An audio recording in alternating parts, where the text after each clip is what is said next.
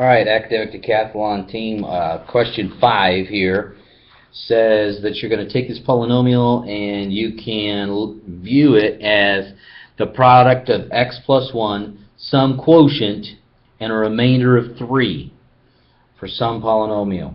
Okay, now, so what that means is I need to do some either long division or synthetic division. Since we're dividing by a linear factor, x plus 1, we can use -1 and then use synthetic division. So I went through here looking for, looking at my coefficients. I had a 1, a 3, a -2, a -3, and a 4. I noticed that I did not have any missing terms, so I did not have to include any zeros in my long division, right? So you've got your quartic, cubic, squared, linear, and your constant.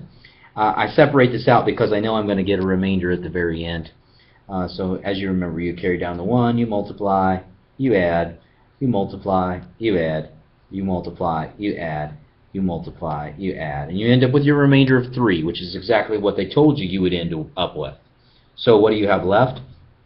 Well, if that's the remainder, this would be the constant, this would be the linear term, this would be the quadratic term, and this would be the cubic term, which is choice E.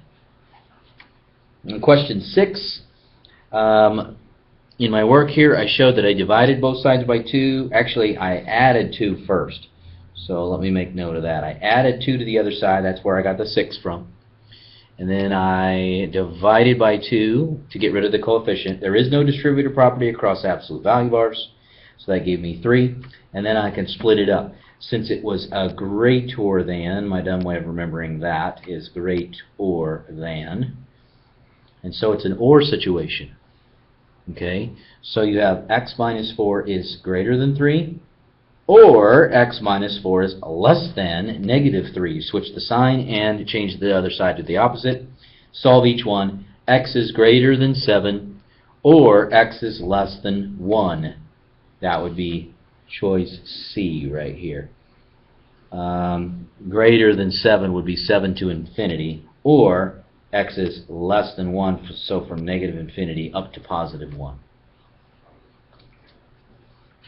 Alright, question 7. If cosine theta is -1/3 and theta is in quadrant 2, so I kind of in my mind envisioned a 4-quadrant graph and I drew a triangle in quadrant 2.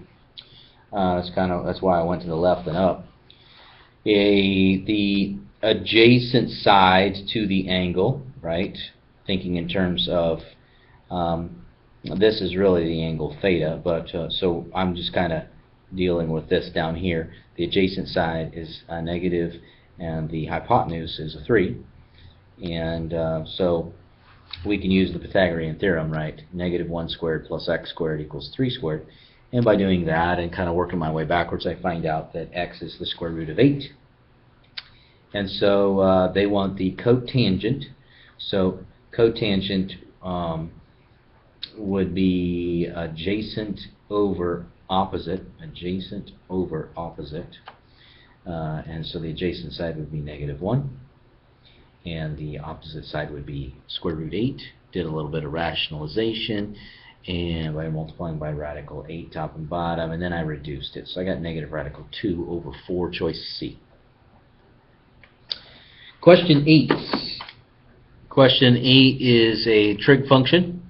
And hopefully you remember some of this, but the cosine wave normally has a period of 2 pi, and if you do a little bit of algebra, you can see the scale change in the horizontal direction. So for instance, if you want to get rid of that 4, you multiply by a quarter, and whatever you do to the top, you must also do to the bottom of the fraction. And so a quarter times that would give me x, and a quarter times that would give me pi over 12, which actually shows me the phase shift to be negative pi over 12, but that's a different question because they didn't ask me about that. They wanted to know about the period.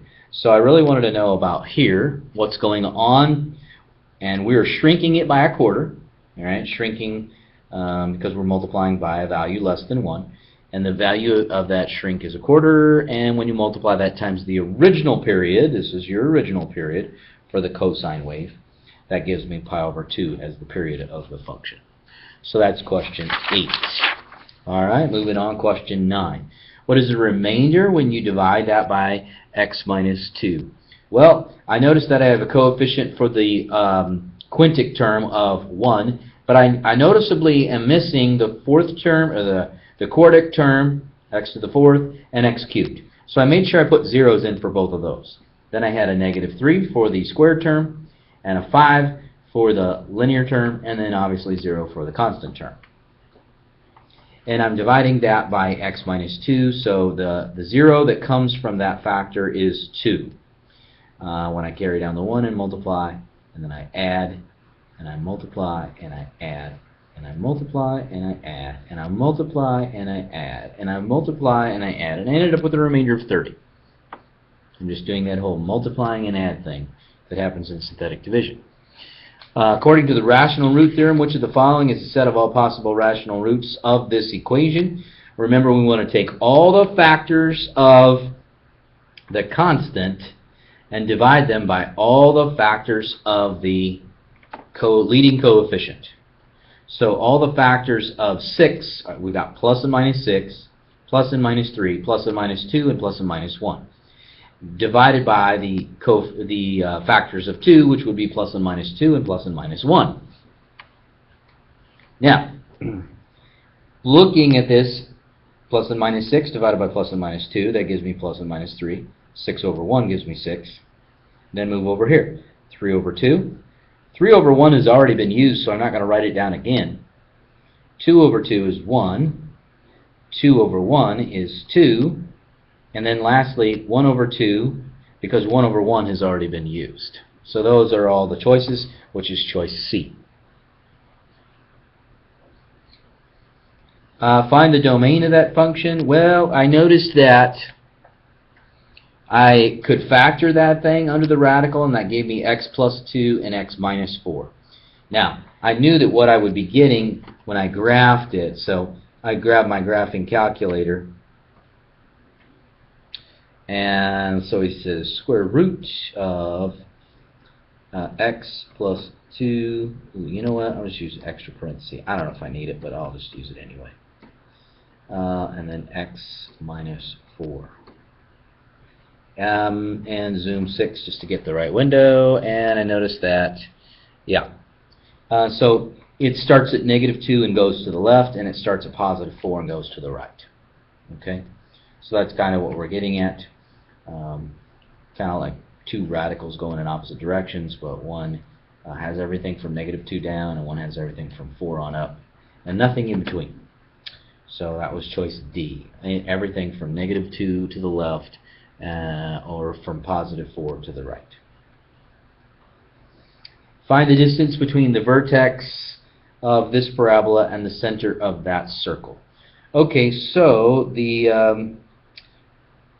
vertex of that parabola. Oh, I started completing the square. I don't know if you see what I'm doing, but the trick that I'm using is b squared over 4a. I'm adding it and subtracting it on the same side. And so what I got was y equals x squared minus 4x plus 4 minus 4 plus 3. Okay, and so these two things on the outside, that's sitting right there, and this thing here collapsed down into that. And then on the outside, that just became -1. So I could clearly see that the vertex, that's the vertex of the parabola, is 2, -1. Okay. The center of the circle, easy to pick out, right? 4, -5. 4, -5. Looks backwards inside of those things. So this is the center of the circle. And so I just needed the distance between them. These two are 4 units apart, and these two are 2 units apart, so I use the Pythagorean Theorem, right? 2 squared plus 4 squared. 2 units apart, 4 units apart, and we end up with 2 radical 5, which is choice C.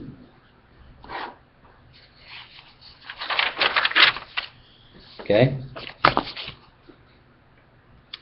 Question 13 here. It says to get the graph of this thing, we do which of the following? Okay. So the first thing I did was I looked at it and said, okay, it is left 3 and down 2. Okay. I saw left 3 and down 2 in the equation. So I looked at that, left 3 and down 2. I found that point right there. Okay. Then I noticed all of my answers were about this one right here, which is left 1, up 1. Left 1, up 1. So that's where they're starting from. They're starting from here, and they're saying, what do you get if you shift this one to that one? So it has to go left 2 and down 1, 2, 3. And that's choice C. So left 2, down 3. It wasn't just as easy as saying left 3, down 2, because they started from a different place than the origin. Okay, and question 14. If the points, you got negative 1, 2, 3, 4, and R, 5, R are on the same line, then the value of R is. Alright, let's see what I did here. Well, the first thing I did was, if these points are all on the same line, I could find the slope of the line by taking these two coordinates and just plugging them into the slope formula, right? So I found out that I had a slope of 1/2, difference in y's over difference in x's. And then I took one of the coordinates, I think I took this coordinate right here, and I plugged it into the equation with the slope. And I found out that the b value was 2.5. So the real equation that I'm dealing with is right here. Y equals 1/2 x plus 2.5. They said that r comma 5r was on the line. So I actually inserted r for x and 5r for y and started solving it. And when I solved it, I ended up with 5/9, right? Because the 2's canceled, and I ended up with 5/9. On question 15, sine inverse of 2/3. So sine would be opposite over hypotenuse. So I just assumed quadrant 1. We have positive x or a positive y value. So I went up 2 and had a hypotenuse of 3. And so I used a little bit of Pythagorean Theorem, right? Square root 9, you got 9 there, 4 there. You just subtract them and take the square root to get square root 5 on the bottom edge. They wanted the cosine of that triangle. Cosine would be adjacent over hypotenuse. So that's radical 5/3. And there's my choice right there for 15.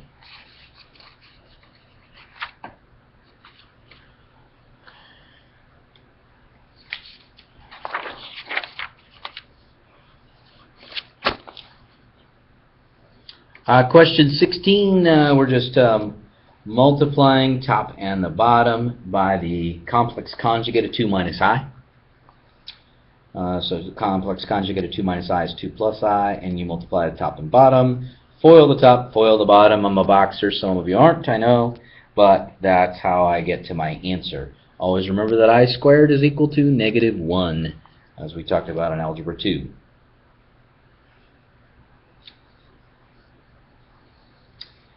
A similar thing's going on the next question. Alright. So I'm probably going to be rationalizing that denominator by multiplying top and bottom by the conjugate of 3 minus radical 3, which is 3 plus radical 3, top and the bottom. When I do that, I end up with this. Now, it says in their in the answer that it's equal to a plus b radical 3. Now I notice that this has a radical 3 in it. Okay, so it's really looking like this: a plus b radical 3, if I separate it into two separate fractions. So they asked me, what's the value of a plus b? Well, that would be 15/6 plus 7/6, which is 22/6, which reduces to 11/3. And that's your choice A.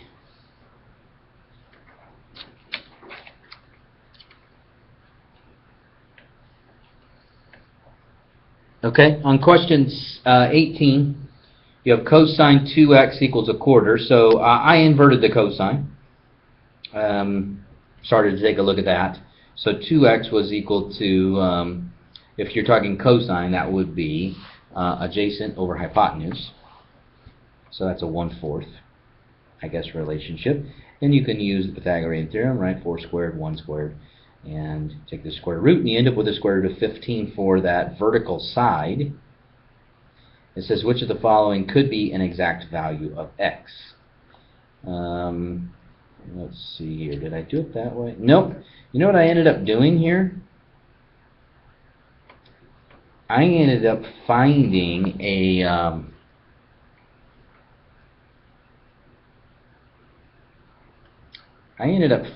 one of the trig identities. Cosine 2x is equal to 1 minus 2 sine squared x. So I ended up using this as my to help me out. So I substituted that in for cosine 2x, and I subtracted 1 to the other side. That's how I ended up with the negative 3/4. But I also multiplied by negative 1, so that got rid of the negative. I wanted to get rid of the 2, so I multiplied by half. And so now I'm down to sine squared x equals 3 over 8. Sine squared x equals 3 over 8. I could take the square root of both sides, and I get plus and minus radical 3 over 2 radical 2. That's what the square root of 8 is. And then I could rationalize the bottom, and I end up with plus and minus radical 6 over 4.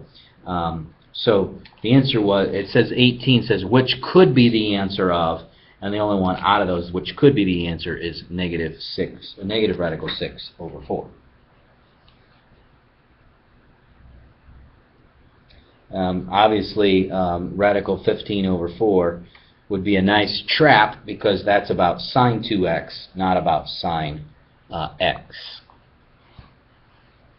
Okay.